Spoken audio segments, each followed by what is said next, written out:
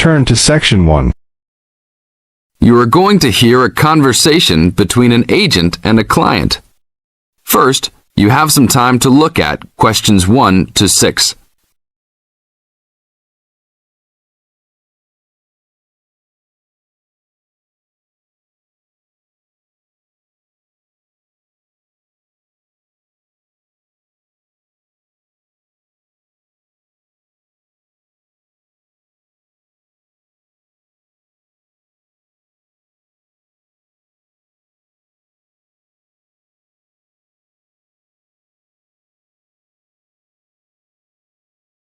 Now listen to the tape and answer the questions. 1 to 6. Hello? Hi, good morning. Are you open yet? Yes, we are. Come in. Would you like to rent an apartment in the city? Well, kind of. I'd rather rent one near the harbor if possible. Oh, okay. Do you like the water? Yes, I do, but I actually repair sailboats for a living, so I'd like to be close to work. That's understandable. We all want to live close to work. Well, I think I have something near there. How many rooms would you like? Just one. I'm alone. But I would like to have an extra room for my dog. So you'd like 2 rooms and an apartment that accepts animals. Here's one. It's 1 block up from the harbor and renting for $445. How's that? That's perfect. Just what I was hoping to pay. What floor is it on? Floor? Oh, it's on the 12th floor. That's too high. I'd like to be on the 1st or 2nd floor so that I don't have to use the elevator. My dog, he's scared of them. Oh, well then, that's a little more complicated. Let me make a few calls. Okay, I think I found a couple more for you. Here's one that might suit your needs. How much? $395 a month. That's cheap. But it's only a 1-bedroom, a large one, but it's still just 1 room. Oh, well, regardless of whether the room is small, I still need a separate room for my dog. What else do you have? Then I have a 2-bedroom for $565 on the 2nd floor that is a little further away from the harbor. How far? About a half mile, and they accept pets. That's a little more than I had planned on paying, but I guess I could look at it. What's the address? 224 Williams Avenue, Harbor Square. 224 Williams Avenue. Got it. Now look at questions 7 to 10.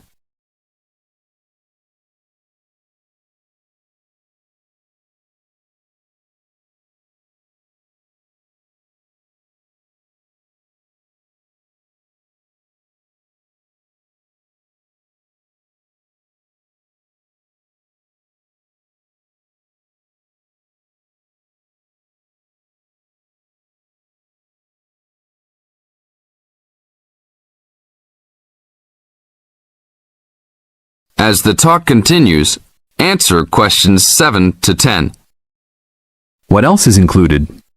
Let's see, it has a washer and dryer, refrigerator and stove, a bed, dressers and shelves, and access to a swimming pool, game room, and gym.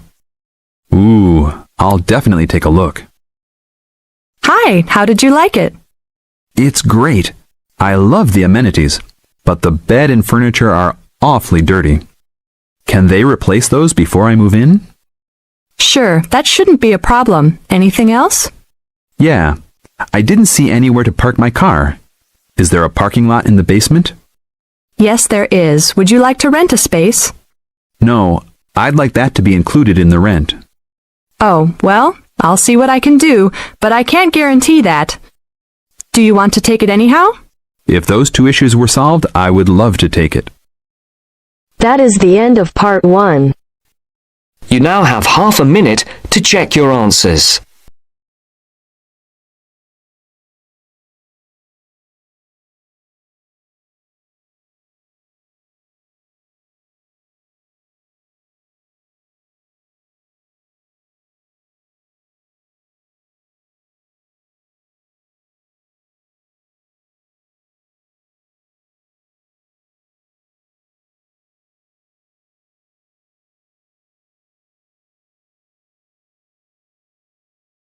Now turns to part 2. Part 2. You will hear a lecturer discussing the possibility of creating nuclear fusion. First, you have some time to look at questions 11 to 15.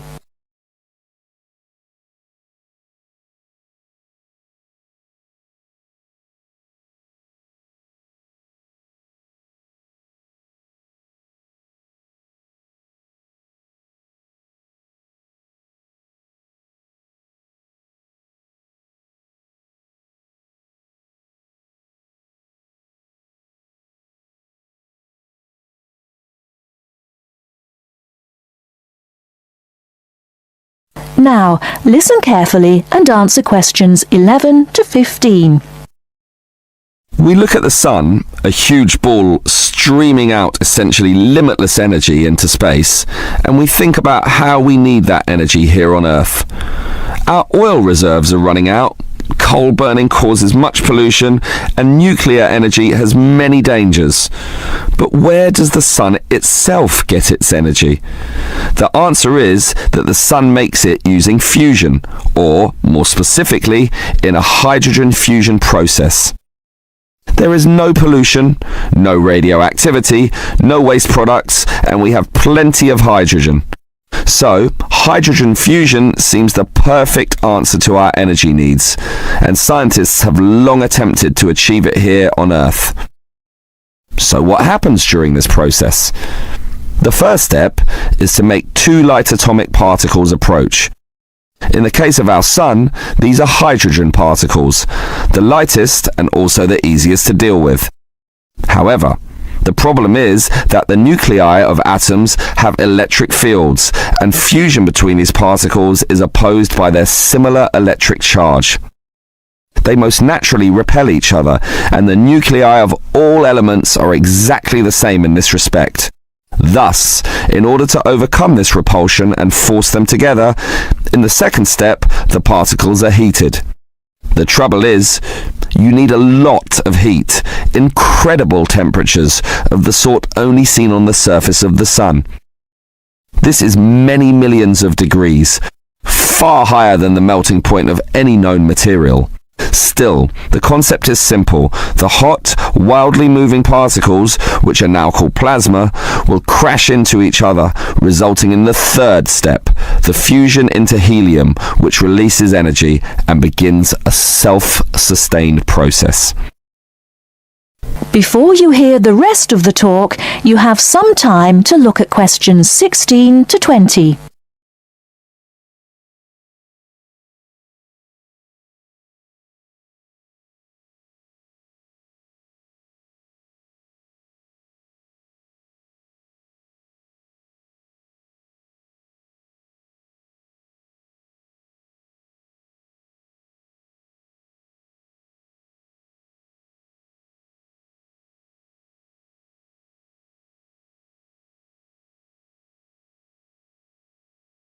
Now listen and answer questions 16 to 20.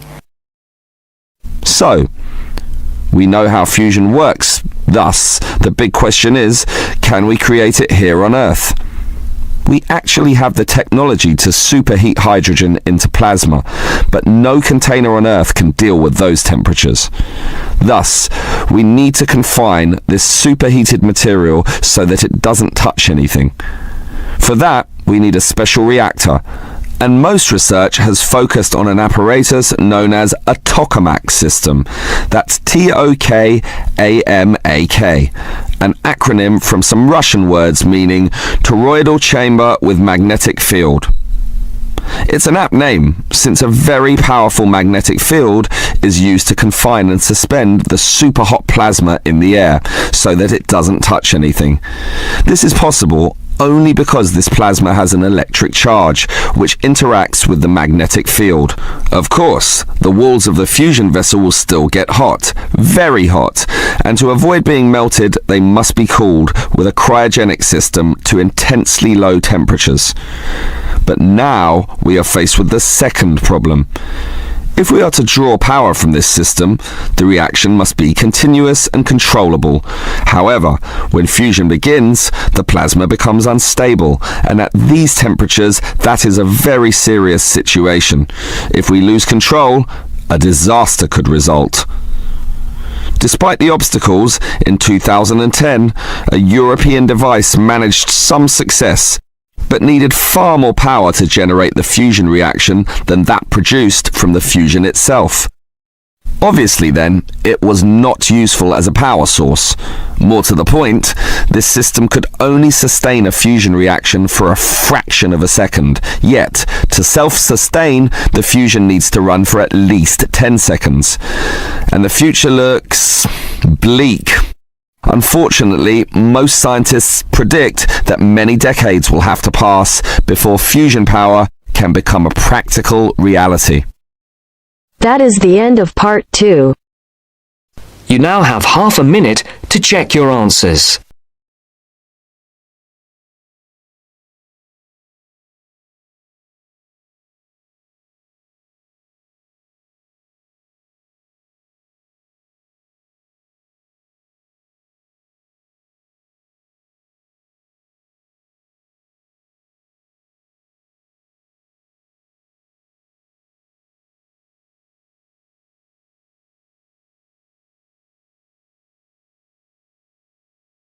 Now turn to section 3. A discussion between two students and their tutor. First, you have some time to look at questions 21 to 25.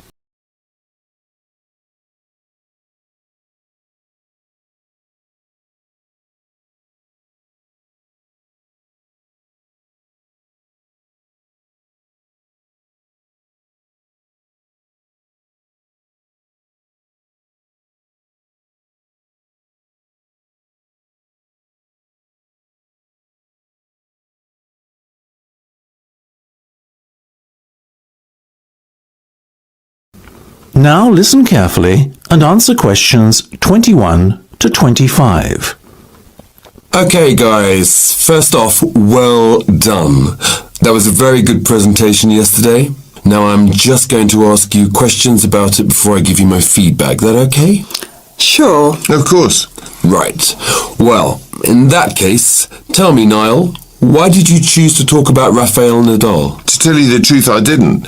I think I'd better let Sheena handle this one. Sheena? Yes, it was my decision to pick Nadal. Now, that might be a strange choice for a presentation entitled Someone Who Inspired Me to Study Psychology, but... Yes, but I was going to say, it does seem rather an odd choice. Was it simply down to the fact that he's a sporting hero of yours and so a role model? You talk about him a lot, Sheena, so this much is clear. It's true. Nadal is someone I look up to, but my reasons for choosing him were totally professional. You see, I doubt perhaps in the history of tennis that there was ever a better match player than him, and that got me thinking, what is the secret to his success? How does he control his nerves so splendidly? The more we started to look into his background, the more I realised Sheena was right. Nadal was a perfect candidate for this study. He is, on so many levels, a very well-balanced character, and it was fascinating to gain an insight into the mind of this great champion over the last few weeks. I'll admit that I was at first somewhat unsure about whether or not I should back Sheena on this one, but it didn't take long for our research to put us at ease. So, while most of the students were researching Freud and other visionaries in the field of psychology and psychoanalysis, you were looking into a present-day sports star? Does that not strike you as a little odd? Of course, we knew it was a risk. After all, there was a danger that no one, least of all you, would take us seriously when we stood up on stage and started our presentation. That said, I think it is in the spirit of psychology to be inquisitive and adventurous and not just stick to the conventional. Otherwise, how would the field have come so far, as it has done already? Well, I must say, your risk certainly paid off. Yours was, without a shadow of a doubt, the most interesting and original presentation I saw. And judging by the reactions of the other students, I would have to say that everyone else was equally impressed. Thank you. I'm so glad you think so. Yes, but notwithstanding your excellent presentation content, we must remember that the marks for this project are awarded based on a number of criteria, and we'll examine those in a few minutes. But first, another question. Where did you find your sources? Well, and I don't quite know how we managed it, but we were able to secure a face-to-face interview with Nadal while he was over here for the Wimbledon Tennis Championship, so we weren't reliant on newspaper articles and interviews or any other forms of secondary sources. We did, however, find the library's sports archive an invaluable backup aid to help us fill in the gaps and piece together our interpretation of what makes Nadal such a mentally strong champion. Before you hear the rest of the discussion, you have some time to look at questions 26 to 30.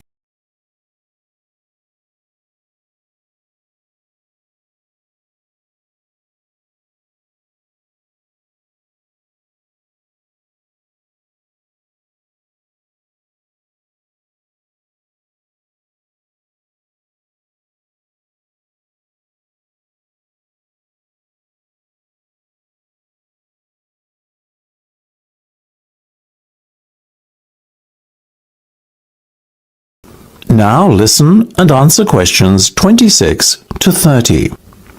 Okay, well, as I said, congratulations again for your excellent work. Now it's time for my feedback. The first area where marks were awarded is in your use of equipment. I felt that had you not been a little too reliant on the overhead projector, and had you, for example, used the interactive whiteboard and audio equipment a little more effectively, you would have received top marks in this section. As things stand, though, your use of equipment was still very satisfactory. It's just a shame, as it was an opportunity missed to score full points. The next area I was asked to assess is content. As you might have guessed, I simply can't fault you on that. Highly original work, so well done. As for your timing, I felt that the two of you were a little too over-rehearsed, so the presentation felt, at times, a little robotic. That said, again, it was very satisfactory, and you would get full points for effort. Sadly, though, there is such a thing as trying too hard, and that cost you top marks here, I'm afraid. Oh, I see. Right. What was particularly impressive, though, was the thick handout you'd prepared for everyone. I took it home to read through it afterwards, and it was very well written. But not alone that, it also enhanced my experience of the presentation itself on the day, as I was able to refer to the handout for further information on what was being discussed and to answer any questions I had. Very nice. As for your level of interaction, well, you had so much that you were intent on packing into your 20-minute time slot that sadly you ran out of time at the end, which left no room whatsoever for interaction, and no one had the chance to ask you any questions. You've probably guessed, therefore, that you did worse than average in this department, and unfortunately, your score will have to reflect this. Oh my goodness, everything sounded so positive at the start. That is a big disappointment. We worked so hard. Now, don't be so quick to get deflated. Remember, your presentation skills only count for 15% of the project grade. Your score in this assessment, even if it were terrible, would still not be enough to prevent you from getting top marks overall. It's very hard to score well in the presentation assessment anyway, so believe me, you both did reasonably well. Thank you. I wish I felt like that. Yes, your feedback was very constructive. We're just a little disappointed with ourselves. Why? That's the end of section 3. You have half a minute to check your answers.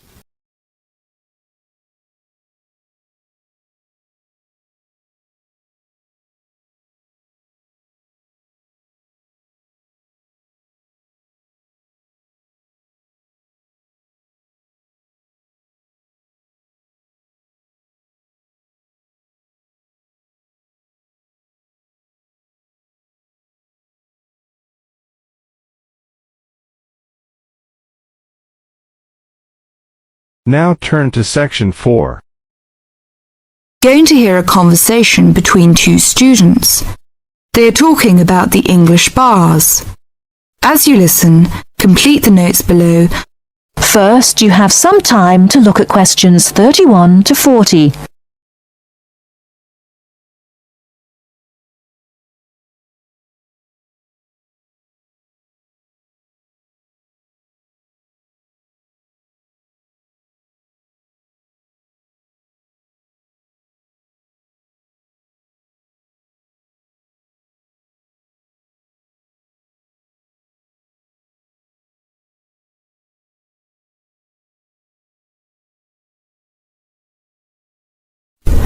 Now, listen carefully and answer questions 31 to 40. Kevin, could you tell me something about the bars? I have never been to a bar. You see, Steve, my classmate, has invited me to go to a bar tonight. I see. You know, the word bar means a room in a pub. We say the bar when we mean the part of that room where drinks are kept. Soon after you go into the pub, you'll realize that nobody comes to the tables to take orders or money. Instead, customers go to the bar to buy their drinks. I see.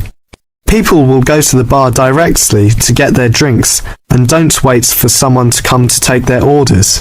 That's right. People don't queue at the bar, but they do wait till it's their turn. Oh, how do I pay?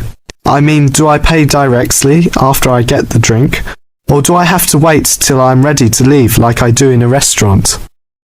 It's not the custom to pay for all your drinks when you're ready to leave.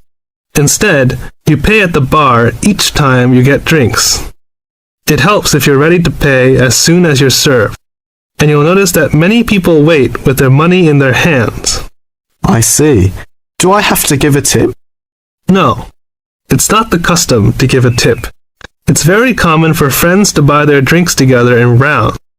This means that each person takes a turn to buy drinks for everybody in the group. It's faster and easier, both for you and for the person serving, if drinks are bought in this way. Naturally, you don't have to have a drink in each round if you don't want one. That's interesting. When you're looking for somewhere to sit, remember that people have to leave their seats to get drinks, etc. So an empty seat may not in fact be available to you.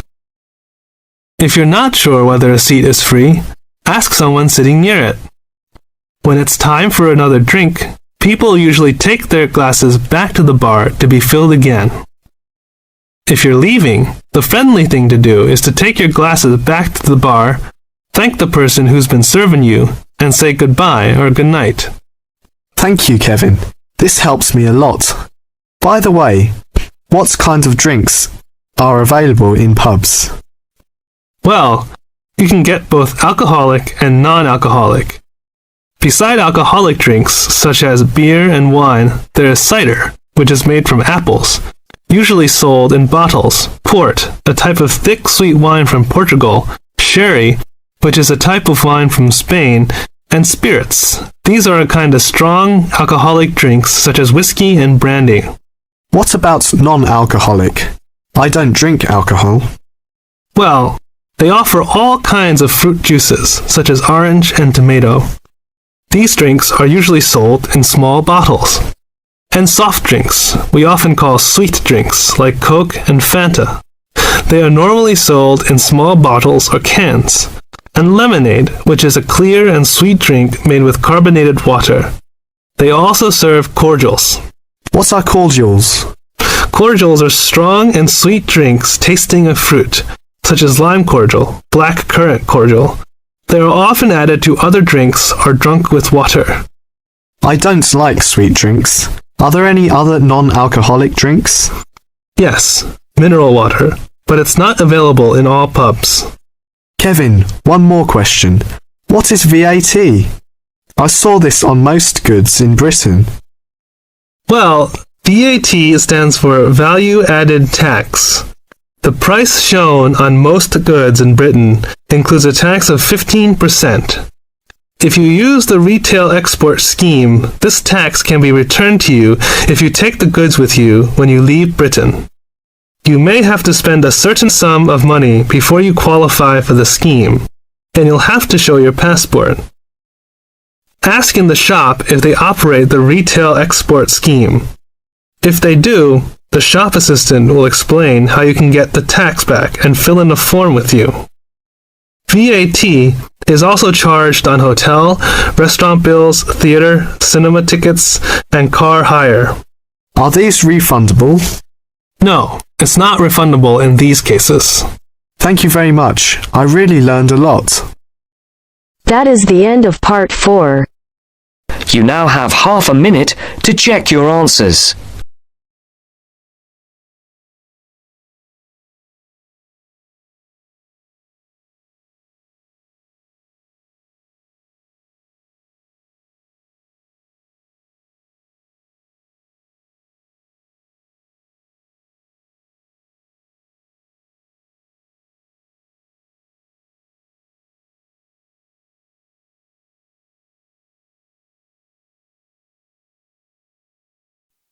Give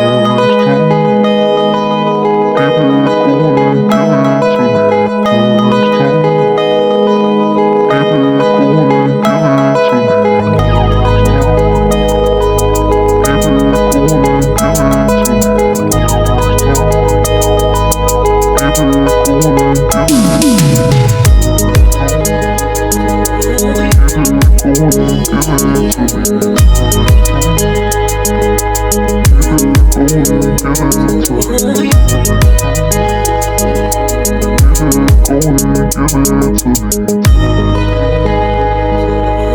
to me.